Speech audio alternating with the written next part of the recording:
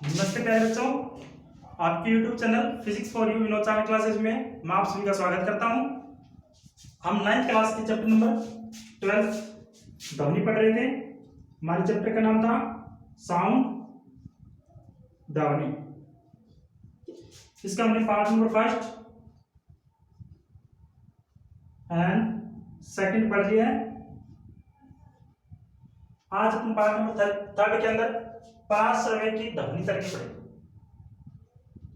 आज का हमारा टॉपिक है अल्ट्रा सोनिक वेव।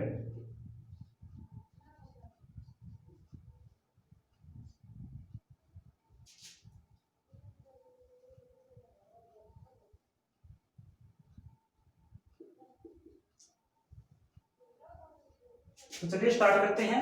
आज का अपना टॉपिक है अल्ट्रासोनिक वेव।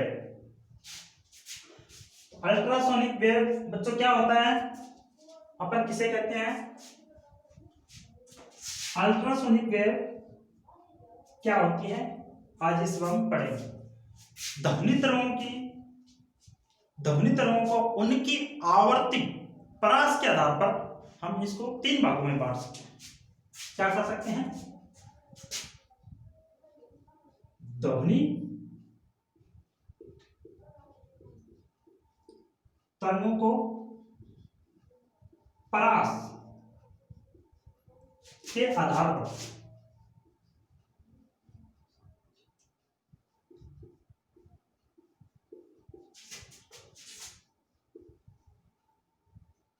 हम इसे 3 भागों में बांटते हैं।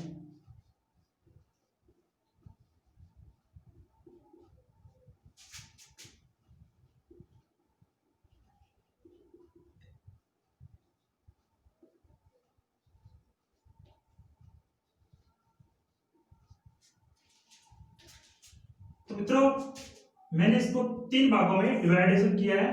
नंबर फर्स्ट, अपसर्वे ध्वनि तरंगे।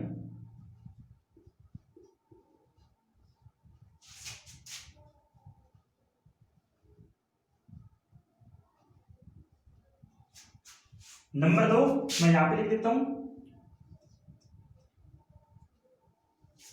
नंबर 1 अपसर्वे, दूसरी सर्वे, तीसरी परासर्वे। नंबर 2 सर्वे ध्वनि तरंगे। और जो अपना लास्ट और तीसरा परासर्वे ध्वनि तरंगे। तो पहले पढ़ते हैं अपसर्वे। पहले मैं आपको नाम से परिचित करा देता हूं। अपसर्वे, सर्वे और परासर्वे। सर्वे का अर्थ होता है जो सुनने के लायक हो। परासर्वे और अपसर्वे जो हम न सुन सके, जो हमें सुनाई न दे। तो हम इसको बारी बारी से अध्ययन करेंगे, अच्छे से पढ़ेंगे। तो पहले पढ़ते हैं अपन अपसर्वे ध्वनि तरंगे। वे ध्वनि तरंगे जिनकी आवृत्ति 20 हर्ट्ज से कम हो। क्या हो? 20 हर्ट्ज से कम हो तो वो क्या कहलाएगी? अपसर्वे ध्वनि तरंगे। हम आसान शब्दों में लिखे तो लिख सकते हैं वे ध्वनि तरंगे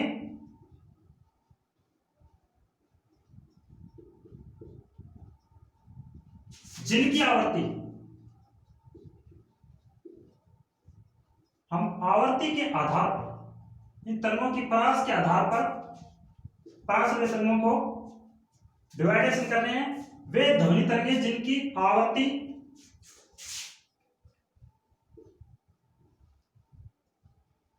20 हर्ट्ज से कम हो, अपसर्वे तरंगे कहलाती है।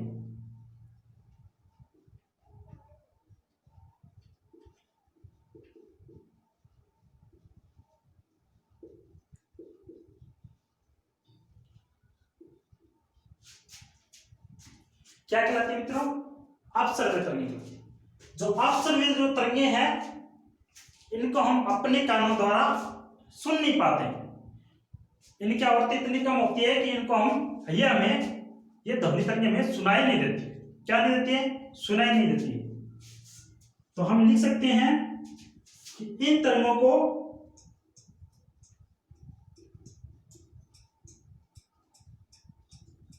मानवीय कानों के द्वारा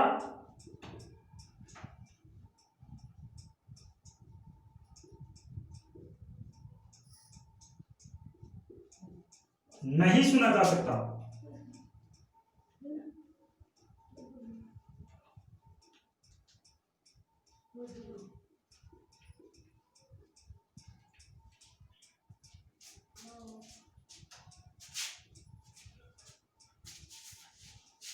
अक्सर वे ध्वनि तरंगे होती हैं जिनकी आवृत्ति 20 हर्ट्ज से कम हो और जिनको मानवीय कानों के द्वारा नहीं सुना जा सकता। अब प्यारे बच्चों, इनके जो एग्जाम्पल है मैं आपको एग्जाम्पल लिखा देता हूं। एग्जाम्पल के हम तौर पर लिखेंगे तो अवसर में जो तरंगे हैं उनके जैसे कि भूकंपी तरंगे,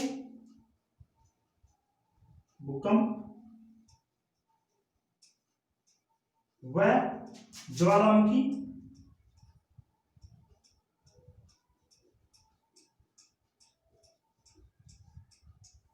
से उत्पन्न ध्वनि तरंगे,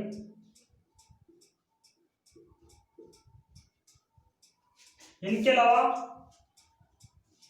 विशालकाय हाथी व व्हेल मछली के द्वारा ये उत्पन्न की जाती है।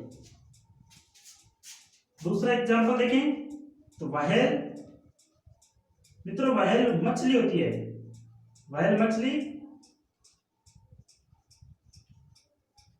व हाथी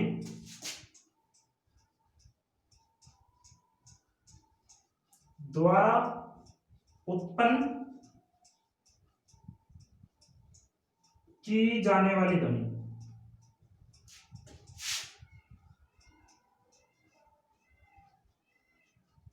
ये विशेष प्रकार की ध्वनि को उत्सर्जित करते हैं जिसे अपन नहीं सुन पाते हैं।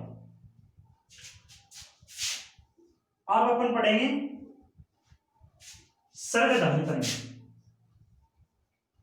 सर्वध्वनि तरंगे होती हैं, उनकी आवृत्ति 20 हर्ट्ज से अधिक होती है। तो इनकी कितनी होती है? वे ध्वनि तरंगे, इनकी जब हम परिभाषा दें तो कह सकते हैं वे ध्वनि तरंगे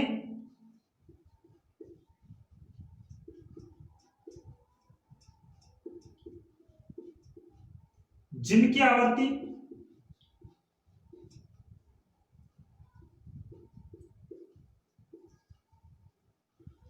20 हर्ट्ज से लेकर 20 किलो हर्ट्ज अर्थात 20,000 हर्ट्ज के मध्य होती है।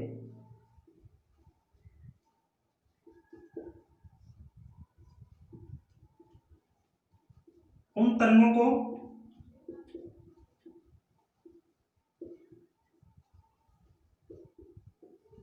सर्व तरंगे कहते हैं।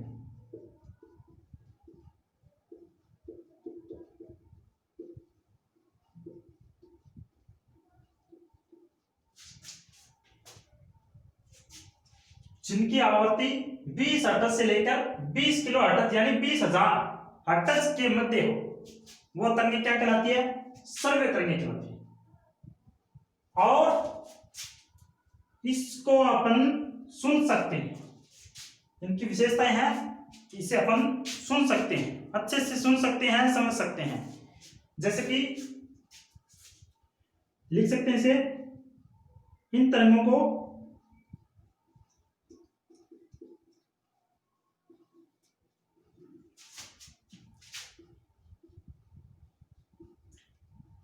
मानवीय कानों के द्वारा सुना जा सकता है।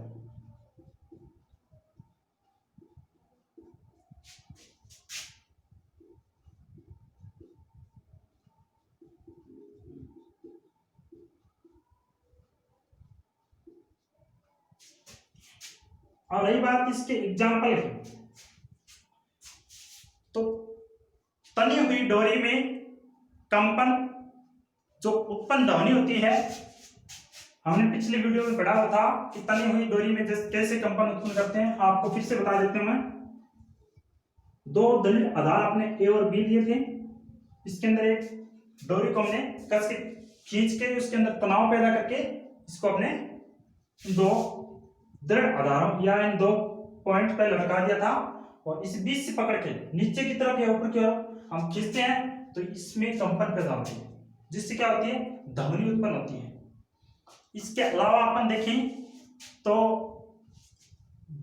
झिल्लियों व प्लेटों में कंपन, मेरा एक प्लेटों में कंपन व कैल्विनिक आवर्तियों के नाम से एक बीएससी के अंदर एक टॉपिक डाला हुआ है, उसके अंदर आप देख सकते हैं। उसमें मैंने प्रैक्टिकल भी डाल रखा है, तो वहां से आप प्लेटों में कंपन भी देख सकते हैं, वो भी इसी का ही उदाहरण है। इसके अलावा हम कह सकते हैं जीव जंतुओं द्वारा उत्पन्न ध्वनि, जैसे कि हम बोलते हैं मानव, पशु, पक्षी। इसके उदाहरण दे तो मानव, पशु व पक्षी से उत्पन्न ध्वनि।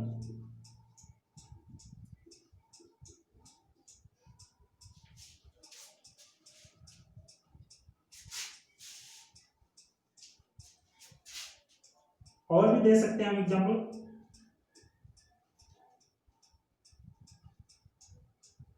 तनी हुई डोरी में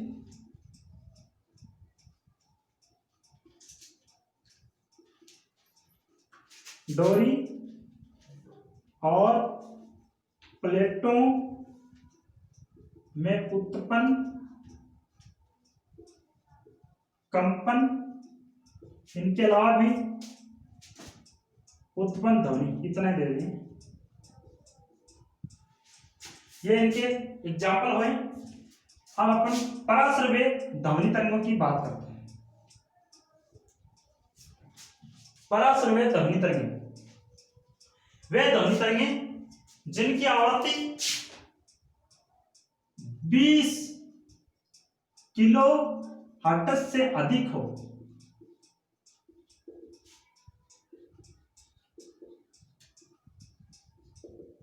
बीस किलो हर्ट्ज से जो अधिक आवृत्ति की जो तरंगें होती हैं उन्हें हम पराश्रव्य ध्वनि तरंगें कहते हैं। इनको हम अपने कानों के द्वारा नहीं सुन पाते, इनको अपन मानवीय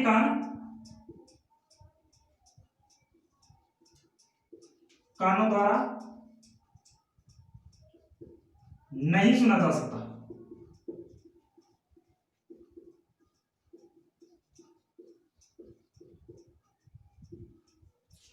इनको अपन मानवीय कानों के द्वारा नहीं सुन सकते हैं, और इनकी आवृत्ति 20 हर्ट्ज से क्या होती है, अधिक होती है। तो ये ध्वनि तरंगें हैं, ये विशेष प्रकार की होती हैं। इनको जैसे कि चमगादड़, बिल्लियां, कुत्ते, इनके द्वारा ये ध्वनि तरंगें एक स्थान से दूसरे स्थान पर संकेत भेजने के लिए उत्पन्न की जाती है। तो इसके एग्जाम्पल की बात करें अपन, चमगादड़, बिल्ली, कुत्ता एवं कुछ कीट व जंतु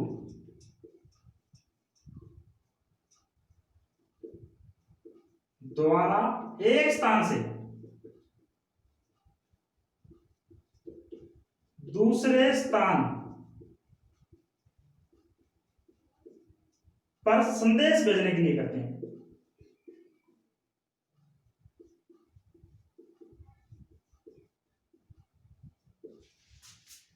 मैं आपको फिर से समझा देता हूं कि अपसर्वे ध्वनि तरंगे वे ध्वनि तरंगे जिनकी आवृत्ति 20 हर्ट्ज से कम हो, अपसर्वे तरंगे कहलाती हैं। इनको अपन मानवीय कानों के द्वारा सुन सकते हैं। क्या कर सकते हैं? सुना जा सकता है। और ये तरंगे कहां पैदा होती है? भूकंप व ज्वालामुखी से उत्पन्न ध्वनि तरंगों के द्वारा, या व्हेल मछली या हाथी के द्वारा उत्पन्न की जाती है। फिर हम बात करते हैं सर्वे ध्वनि तरंगे। वे ध्वनि तरंगे जिनकी आवृत्ति 20 हर्ट्ज से लेकर 20 किलो हर्ट्ज यानी 2000 हर्ट्ज के मध्य, 20,000 हर्ट्ज के मध्य हो, सर्वे ध्वनि तरंगे कहलाती हैं। और इनको मानवीय कानों के द्वारा सुना जा सकता है, मानवीय कानों के द्वारा सुना जा सकता है। इसके हम एग्जाम्पल की बात करें तो मानव, पशु, पक्षी से उत्पन्न ध्वनि तरंगे, और तनी हुई डोरी में, प्लेटों में कंपन, या वायलिन, ढोलक, ये सब हमारे जो वाद्य यंत्र होते हैं इनसे भी उत्पन्न ये ध्वनि तरंगे होती है। फिर बात करते हैं परासर्वे ध्वनि तरंगे। 20 किलो हर्ट्ज से अधिक की जो ध्वनि तरंगे होती हैं उन्हें परासर्वे ध्वनि तरंगे कहते हैं। इनको अपन मानवीय कानों के द्वारा नहीं सुन पाते। और इसके अलावा ये कौन कौन से जीव जंतुओं के द्वारा उत्पन्न होती है? इसके अंदर हमने एक तो चमगादड़, बिल्ली, कुत्ता एवं कुछ कीड़े मकोड़े होते हैं, उनके द्वारा भी ये एक स्थान से दूसरे स्थान पर संदेश भेजने के लिए काम में ली जाती है। मैं आपको बता रहा हूं कि चमगादड़ कैसे इन संदेश भेजते हैं। आपके 9वीं क्लास में इस पे थोड़ा सा दिया हुआ है।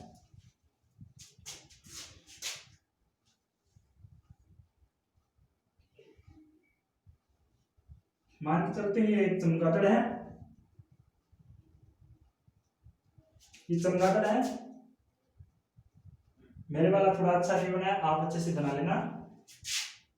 ये यहाँ पे इसके कान है,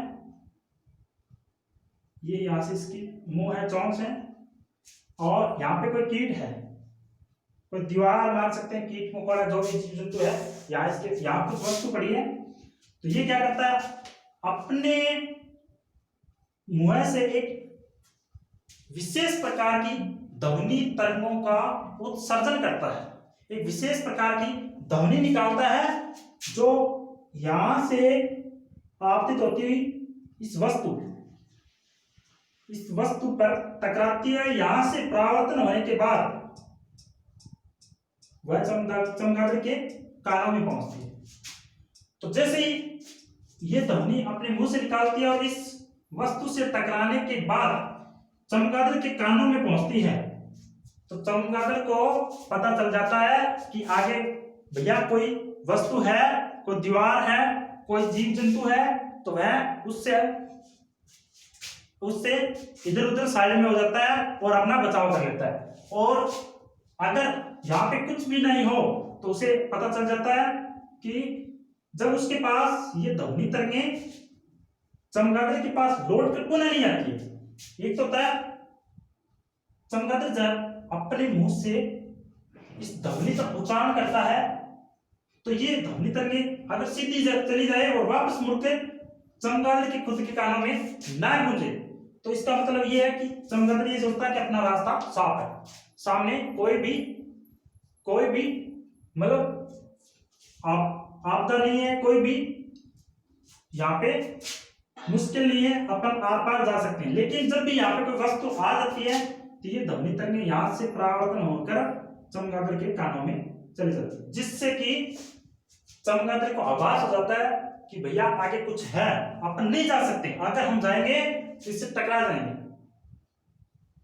तो ये अपने कानों और मुंह से निकलने वाली पराश्रव्य ध्वनि तरंगों के द्वारा पहचान कर लेता है। इसी तरह बिल्ली, कुत्ते, छोटे मोटे जीव जंतु है, वो भी तरंगों को सुन सकते हैं, समझ सकते हैं। अब हम इसके उपयोग देखते हैं।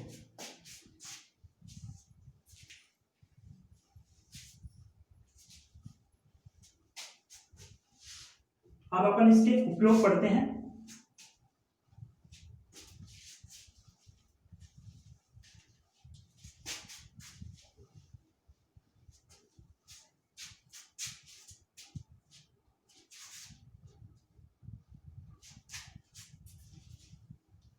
पराश्रव्य ध्वनि तरंगें का उपयोग नहीं करते।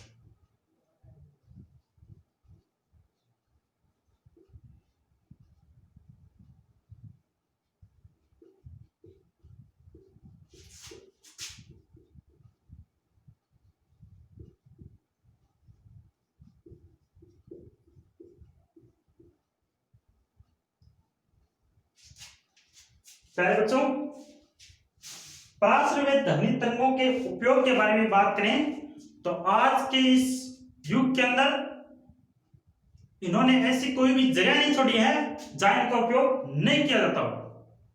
ऑलमोस्ट सभी जगहों पे इनका उपयोग किया जाता है। जैसे कि हम पहला उपयोग की बात करते हैं तो इनका उपयोग समुद्रों की गहराई नापने में क्या है, समुद्रों की गहराई का नाप करने के लिए पहला उपयोग क्या है, समुद्रों की गहराई नापने में।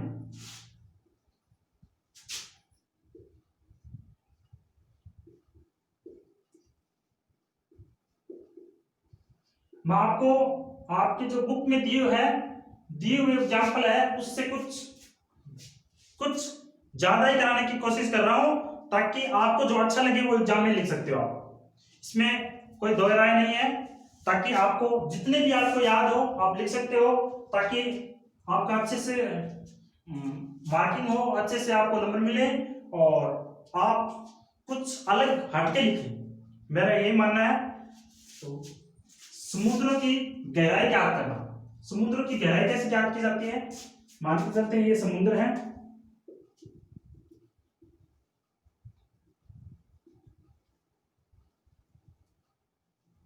ये समुद्र बना लिया हमने,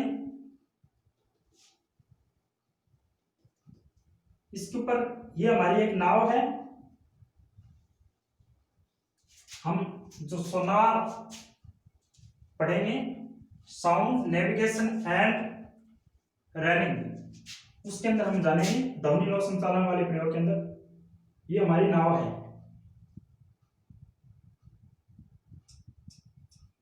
इस नाव के अंदर यहाँ पे रिसीवर लगा होगा, मान के चलता हूं यहाँ पे ट्रांसलेट लगा हुआ है तरंगों की भेजने वाला, यहाँ पे रिसीवर लगा होगा या सूचक लगा होगा। ये हमारी नाव है, समुद्री जहाज। जब अपन समुद्री जहाज के अंदर ये सिस्टम लगे हुए होते हैं, जब इन पराश्रवी ध्वनि तरंगों को यहां से समुद्र के अंदर गुजारा जाता है तो इस तरह से ये समुद्र के अंदर जाती है और यहां से निचली सतह से, समुद्र की नीचे की जो सतह होती है उससे परावर्तन होने के बाद ये फिर संसूचक के द्वारा प्राप्त कर ली जाती है। क्या कर ली जाती है, संसूचक के द्वारा प्राप्त की जाती है। ये सभी जहाजों के अंदर यंत्र लगा हुआ होता है जो कि समुद्री जहाज होते हैं।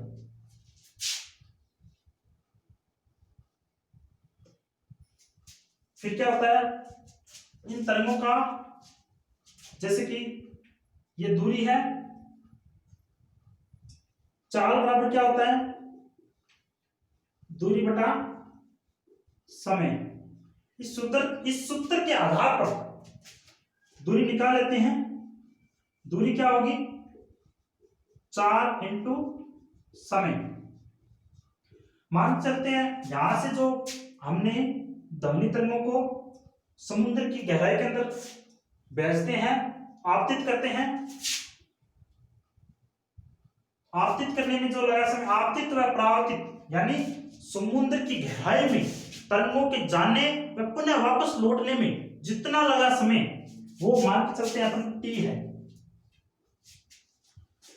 और चाल v है। क्या है, चाल v है, और दूरी मान के चलते हैं ये वाली कुल दूरी क्या है, दोगुनी है, 2d मान लेता हूं मैं, ये इंटू में हो गया तो d बराबर क्या आएगा, d बराबर v इंटू टी बट्टे में 2।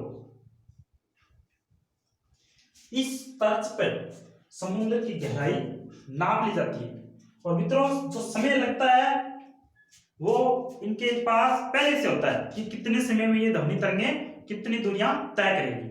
तो इस आधार पर, इस तर्ज पर हम समुद्र की गहराई का क्या कर सकते हैं।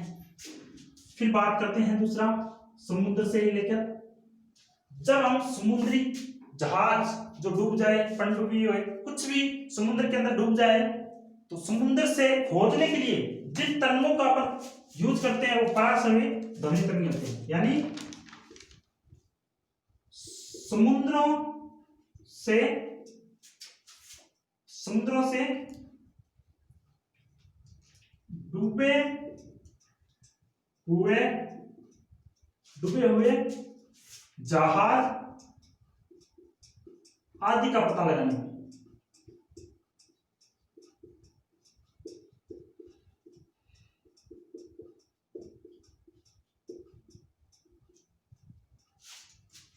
फिर हम बात करते हैं 3 नंबर, ये तुम्हारा समुद्र के बारे में था।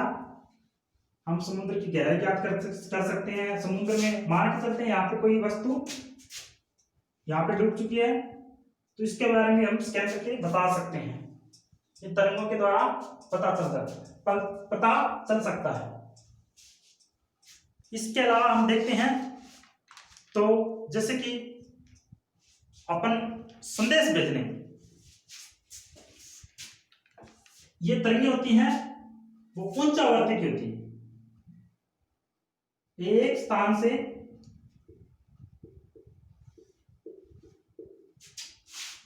दूसरे स्थान पर संदेश भेजने के लिए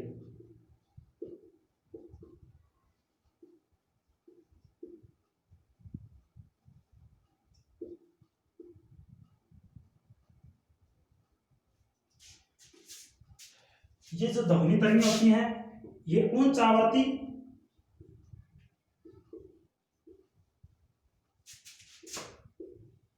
निम्न तरंगदैर्ध्य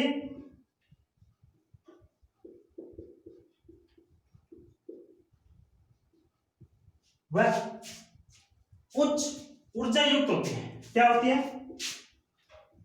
उच्च ऊर्जा युक्त होती है।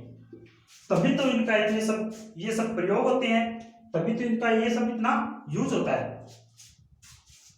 फिर हम बात करते हैं यह उच्च आवर्ती निम्न तरंगदैर्ध्य उच्च ऊर्जा के होने के कारण इनसे हम एक स्थान से दूसरे स्थान पर अपन कोई भी संदेश भेजने के लिए भी काम में ले सकते हैं। एक अपन दांतों के भीतर दरारों का पता लगाने के लिए भी कर सकते हैं। चौथा इसका यूज होता है धातुओं के मध्य दरारों का पता लगाने के लिए।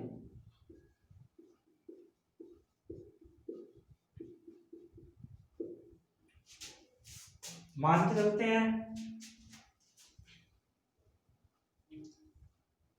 ये कोई धातु की प्लेट है, इसके अंदर कहीं पे दरार है, मान के चलते हैं यहां पे कुछ दरार है, तो इन तरंगों को अपन इनके अंदर भेद कर इस क्रिस्टल के अंदर अपन गुजार कर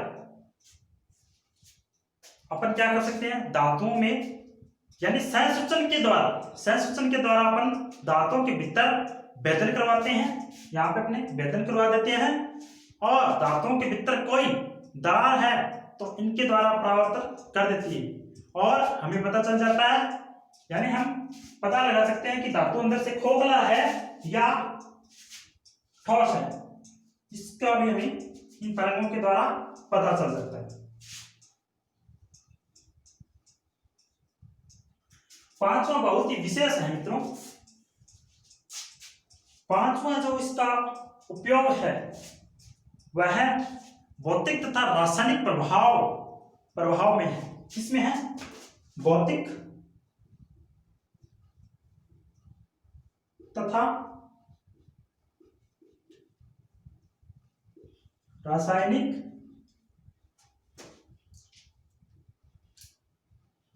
प्रभाव में। मित्रों, आपको आपकी 9th क्लास के अंदर पांच पांच उपयोग लिखते हुए काफी है, लेकिन मैं आपको इससे भी कुछ ज्यादा कराने की कोशिश कर रहा हूं, तो घबराइएगा मत। भौतिक व रासायनिक प्रभाव, जैसे कि मान के चलते हैं हमारे पास ये कमरा है, जैसे कि मैं बता देता हूं आपको, आपका जो कमरा है उसके अंदर चारों ओर धूल धूल व कण बिखरे हुए हैं। बहुत से आपने जो मान के चलते हैं कमरे के अंदर बहुत से धूल कण हैं, इतना प्रदूषण है कि आप उसके अंदर सांस भी नहीं ले सकते। लेकिन जब अपन पराश्रव्य ध्वनि तरंगों को उसके अंदर गुजारेंगे तो वह सभी के सभी को जो सभी के सभी धूल के कण हैं उनको वह नीचे बिठा देता है, और वे सभी के सभी आपके जो प्लस्तर है उस पर आ जाएंगे और कमरा साफ हो जाएगा। तो इनके लिए क्या करते हैं, भौतिक व रासायनिक प्रभाव में। दूसरा देखते हैं, मान के चलता हूं मैं यहाँ पे, ये मेरे पास एक गिलास है और इसके अंदर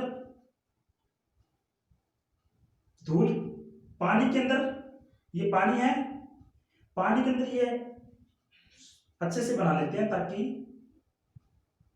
हमें यहां तक पानी बराबर है।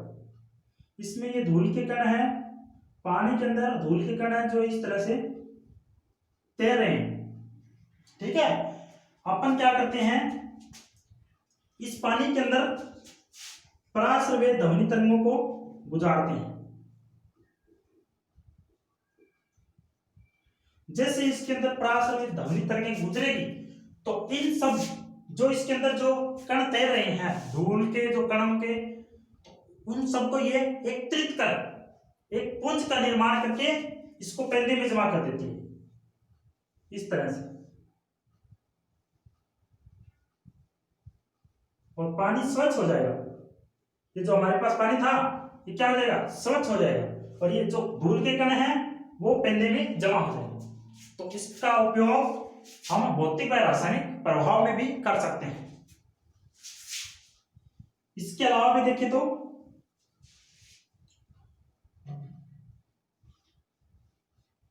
अपन क्या कर सकते हैं, भौतिक व रासायनिक प्रभाव में भी इसका उपयोग कर सकते हैं।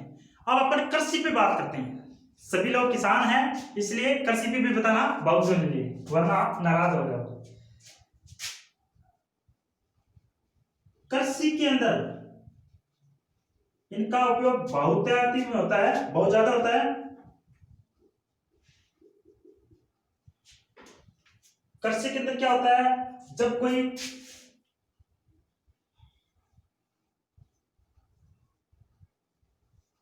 हम कोई पेड़ लगाते हैं, कोई पौधा लगाते हैं, तो यह पौधा अगर हम इसको खाद बीज सिंचाई अच्छे से करें ना इसकी, तो ये इतना नहीं बढ़ पाता है जितना कि इस पे पराश्रव्य ध्वनि तरंगे, जो पराश्रव्य ध्वनि तरंगे हैं उनको इस पे गुजारने पर बढ़ता है। यानी इन ध्वनि तरंगों को इस पौधे के ऊपर भी डाला जाए, इस पौधे पर भी डाला जाए, तो इसमें क्या होता है कि इस पे जो जीवाणु होते हैं, जीवाणु जैसे कि हम स्प्रे करते हैं वही सिस्टम होता है। जैसे इस पर हम डालते हैं तो इस पे जो कीटनाशक या जो जहरीले जानवर होते हैं वो मर जाते हैं, और उसके कारण पौधा वृद्धि करने लग जाता है। पौधा इतनी वृद्धि करता है कि तेजी से बड़ा हो जाता है। क्या हो जाता है, तेजी से बड़ा हो जाता है। ये बहुत ज्यादा फायदा हुआ। तो इन तरंगों के माध्यम से हम खेती को बढ़ा सकते हैं, अपनी पैदावार अच्छी प्राप्त कर सकते हैं, इसलिए इसका खेती के अंदर बहुत ज्यादा उपयोग होता है। अब फिर देखते हैं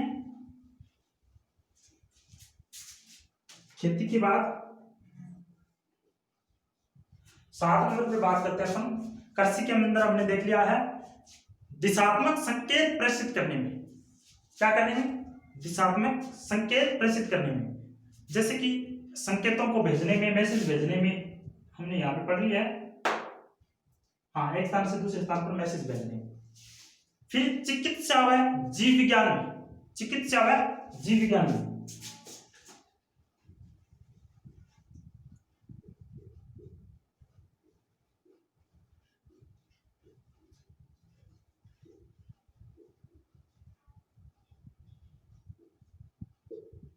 चिकित्सा व जीव विज्ञान में।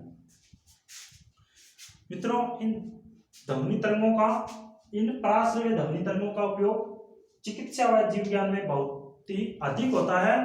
जैसे कि किडनी के या हार्ट से संबंधित रोगों में, हार्ट संबंधी रोगों में, किडनी में पत्थरी से संबंधित रोगों में, वह इन तरंगों से भ्रूण का भी पता लगाया जा सकता है। लेकिन जो कानूनी अपराध है, यानी इन तरंगों के माध्यम से, पराश्रव्य ध्वनि तरंगों के माध्यम से हम किसी माध्यम से हम अपने शरीर के विभिन्न अंगों का एक एक्सरा ले लेते हैं और उस एक्सरा के जरिए हमें रोगों का पता चल जाता है। तो इसके अंदर भी हम, इसके अलावा हम औद्योगिक उपयोग क्या है इसके, मैं लिख देता हूं।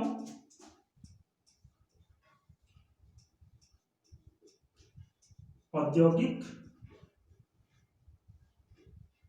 उपयोग आपके मित्रों 9th क्लास के अंदर विशेष रूप से ये एक ही दिया हुआ है, आपसे ज्यादा एग्जांपल नहीं पूछेगा। आपके 9वीं क्लास के अंदर एक इसका उदाहरण दिया हुआ है, लेकिन मैं आपको इसलिए सब लिखा दिया है, तो आप इन सबको लिखोगे तो एग्जाम में आपको बेहतर नंबर मिलेंगे, क्योंकि आप अच्छा नॉलेज प्राप्त कर रहे हो। औद्योगिक उपयोग के अंदर हम जैसे कि चिमनी, जो भट्टे होते हैं, ईंट निकालने के जो चिमनी के भट्टे होते हैं, इस तरह से वहां पे इस तरह से एक चिमनी लगी होती है, इस तरह से इस चिमनी से धुआं निकलता है। उद्योगों के अंदर ये सिस्टम होता है, बार बार इस धुएं निकलने से इसमें यहाँ पे कालिक लग जाती है, चिमनी पर क्या लग जाती है, कालिक लग जाती है। कालिक यानी राख, यानी एक काला से काला पदार्थ जम जाता है, जिसके कारण ये अच्छे से धुएं को उत्सर्जित नहीं कर पाती। तो इसके अंदर इन पराश्रव्य ध्वनि तरंगों को गुजार कर इस कालिक को हम खत्म कर सकते हैं। जब ये कालिक नीचे बैठ जाती हैं तो इसमें अच्छे से धुआं निकलने लग जाता है। तो इसका औद्योगिक के रूप में भी हम कर सकते हैं। और इसके अलावा हम देखें तो जैसे कि वायुयान और हमारे जो टाइम देखने वाली जो घड़ी होती है, उसमें छोटे छोटे महीन जो पुर्जे होते हैं, उनको ठीक करने के लिए भी या उनको साफ करने के लिए पराश्रव्य ध्वनि तरंगों का उपयोग किया जाता है। पराश्रव्य ध्वनि तरंगों का उपयोग किया जा सकता है। तो आज के लिए आपको 9वीं क्लास के अंदर हमने इतना पढ़ लिया है। आज के लिए मित्रों काफी है। कल हम पढ़ेंगे सोनार